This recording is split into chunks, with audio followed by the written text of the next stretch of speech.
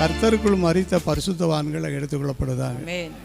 பின்பு உலகத்தில் உயிரோடு இருக்கிற பரிசுத்தவான்கள் எடுத்துக்கொள்ளப்படும். ஆமென். ஆமென். இந்த ரெண்டும் ஒரு செகண்டில் நடக்கும்போது உலகம் முழுவதும் கதறப்போகுது. ஆயத்தமானவங்க எல்லோரும் என்ன செய்வாங்க?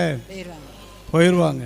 ஆயத்தம் இல்லாதவங்கள்லாம் கைவிடப்பட்டவங்களாக. இயேசு வருவார்னு நினச்சோம், இவ்வளோ சீக்கிரமாக வந்துட்டார், நீ என்ன செய்ய முடியும்? ஒன்றும் செய்ய முடியாது. ஆகினால இயேசு கிறிஸ்துடைய வருகைக்கு, ரகசிய வருகைக்கு சந்திக்க நம்ம எல்லாரும் ஆயத்தமாக இருக்கணும். நீ ஆயத்தப்படு. உன்னோடு கூடின கூட்டத்தை எல்லாரையும் காவலாளிகளாக இருங்க.